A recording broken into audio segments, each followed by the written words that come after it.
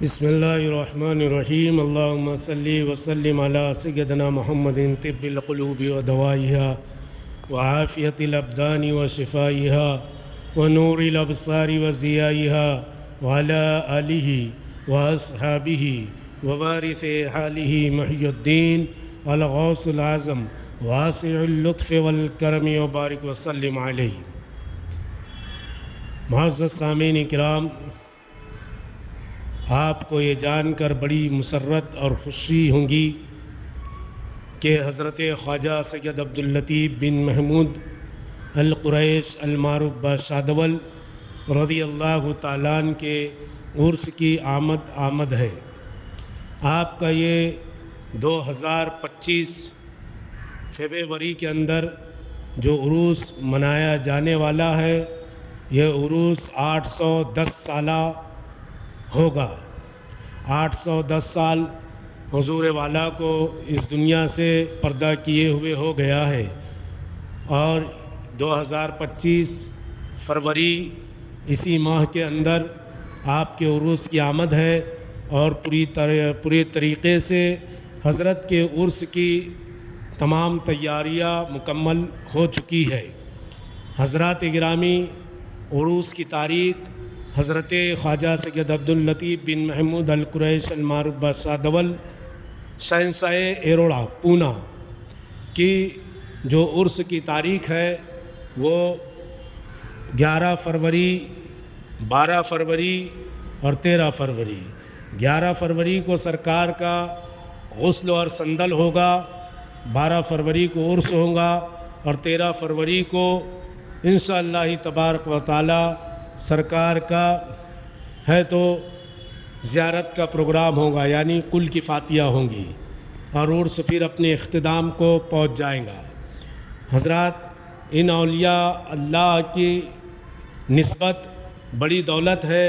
ان کی عقیدت بڑی دولت ہے، ان سے محبت یہ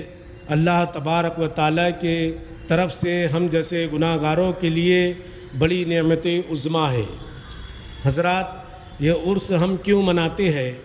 عرس آخر کیوں ہم اہل سنت والجماعت کے لوگ ان اولیاء اللہ کا عرس کیوں مناتے ہیں؟ حضور علیہ الصلاۃ والتسلیم کی حدیث پاک ہے کہ جب کسی نیک متقی پرہیزگار بندے یا بندی کو تدفین کر دیا جاتا ہے، یعنی اللہ کے ولی یا ولیہ کو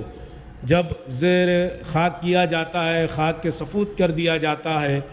تدفین کر دی جاتی ہے، تو دونوں فرشتے آتے ہیں، سوال جواب ہوتا ہے، پھر اللہ کا ان کے اوپر یہ انعام، یہ اکرام اور یہ فضل و کرم نازل ہوتا ہے کہ فرشتوں کو حکم ہوتا ہے کیا اب میرے بندے سے یہ فرما دو، یہ کہہ دو کیا؟ تو فرشتے یہ کہتے ہیں اس بندے سے، اللہ کے ولی سے، کہ سو جا اس طرح جس طرح پہلی رات میں دلہا اپنی سیج پر سوتا ہے، یعنی عروسن سو جا اس طرح جس طرح دلہا پہلی رات میں اپنی سیج پر سوتا ہے۔ تو یہ جو حدیث میں عروسن کا جملہ آیا ہے، الحمدللہ عروسن کا مطلب یہ ہوتا ہے خوش آمدید، شادمانی، خوشیاں، بہت زیادہ خوشی، اسے عروسن کہا جاتا ہے۔ تو اللہ کے ولی کو یہ پیغام قبروں میں فرشتے جا بجا مژدہ سناتے ہیں، تو ہم جیسے گناہ گار سیاہکار لوگ، ان کے عقیدت مند ماننے والے ہیں، تو عرس کی تقریب اور عرس ہم زمین کے اوپر مناتے ہیں، اور اس کے اندر ہم جیسے گناہ گار سیاہکار شرکت کرتے ہیں۔ تو عروس کا اصلی جملہ یہ اصل میں برزخ میں ہوتا ہے، قبروں میں ہوتا ہے، عروسن سو جا اس طرح جس طرح پہلی رات میں ہے تو دولہا اپنی سیج پر سوتا ہے۔ تو یہی عروسن ہمارے اکابرین، ہمارے بزرگان دین، ہمارے علماء اہل سنت نے ہے تو یہ عروس جو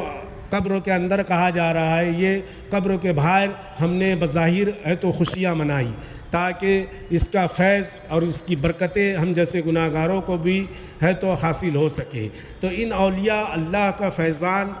زمین کے نیچے رہنے سے کم نہیں ہوتا، بلکہ اور زیادہ بڑھ جاتا ہے۔ جب تک ولی دنیا میں ہوتا ہے تو اس کے اوپر شریعت کی لگام ہوتی ہے، جیسے کہ میاں میان میں کبھی تلوار ہو تو وہ کوئی کام نہیں کرتی، لیکن جب تلوار میان سے نکل جائے تو اس کا کام شروع ہو جاتا ہے۔ بس اسی طرح اللہ کا ولی دنیا میں رہتا ہے تو شریعت کی میان میں رہتا ہے، اور جب اس دنیا سے پردہ کر جاتا ہے تو شریعت کی میان سے باہر ہو جاتا ہے، وہ کھل جاتا ہے۔ پھر اللہ تبارک و تعالیٰ اس پر اپنا فضل و اکرام نازل کرتا ہے، اور وہ اپنے غلاموں کی، اپنے عقیدت مندوں کی اللہ کے جانب سے مدد کرتا ہے، تو ان کی روحانیت بڑھ جاتی ہے، ان کا فیضان بڑھ جاتا ہے۔ اسی لیے یہ عرس کیا جاتا ہے تاکہ ہم سال بھر کی نعمتیں اللہ سے اس نیک بندوں کے ذریعے اپنے دامن میں، اپنے دل میں، اپنی روح میں ہے تو سمیٹ کر لے کر جائے۔ اللہ تعالیٰ کی بارگاہ میں دعا گو ہوں کہ اللہ تبارک و تعالیٰ ہم سب کو حضرت کا فیضان عطا فرمائے،